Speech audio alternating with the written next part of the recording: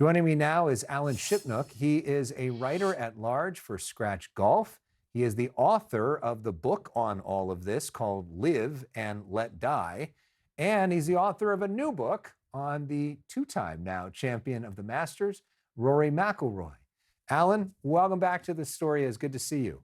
There was some reporting that basically LIV is going to stay for the rest of the season, but then what happens next? What happens next year? Are we sure that LIV Golf is even going to survive into next year?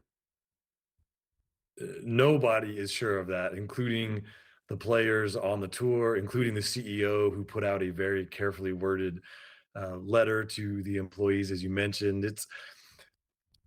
Just last week, Scott O'Neill, the CEO at the Masters, was telling people under the tree there at the clubhouse that LIV was funded through 2032.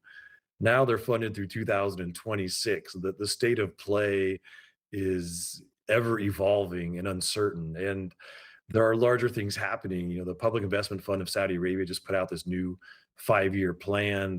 They're pulling back on a lot of spending. A lot of vanity projects are going away. And in that context, LIV is vulnerable because it's a money-losing business. Now, it is an exercise in soft power. As you mentioned, there's other strategic aims through LIV Golf, sports washing and getting into the halls of power in the Western world. But as a business, it is losing billions of dollars. And if the Saudis are looking to trim some fat, it's a pretty easy decision. So I think LIV's not dead, but it's on life support. And the next 6 to 8 months are going to be very intriguing to see if there's a way forward, possibly with new sponsorship, maybe retrenching how the whole league operates.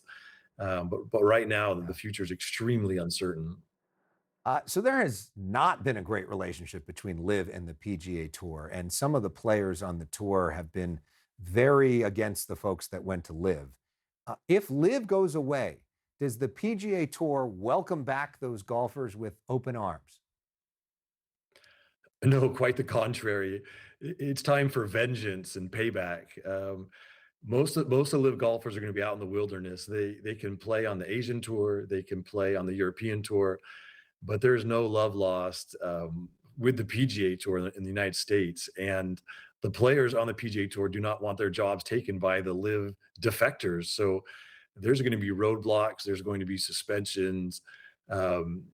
They may find an avenue back for the two players who really matter, Bryson DeChambeau and Jon Rahm. They're big stars. They would add value to the PGA Tour. They could concoct some sort of special criteria based on them being multiple major championship winners and finesse them back onto the tour if they really want to. But even that will run into resistance. So the guys who went to LIV were rolling the dice. They knew that. And, as Don Draper said, that's what the money's for. It was a risk. It was a calculated gamble, and it looks like it's going to blow up on them. So there's not a lot of sympathy for the LIV guys. They made their choice, and now they're gonna have to live with the consequences. Well, there's nobody on the PGA Tour who pushed back against LIV more than Rory McIlroy, who just this past weekend at the Masters won his second green jacket in a row. You were there for that. You literally have a brand new book about Rory McIlroy that's out. Talk to us about what this moment means for Rory McIlroy. Well, for his legacy, this Masters victory is monumental. It just sends him up the list of all-time greats. Last year when he won the Masters, it was catharsis. It was relief. This was joy. It was a very different feeling. He's completely unburdened, and he's now calling Augusta National his home course. This is a place that tortured him for the better part of 15 years. So it's very tantalizing to think how many more green jackets Rory might nab. Yeah. In the context of this battle with LIV, it just, it cements Rory's status as the biggest star in the game.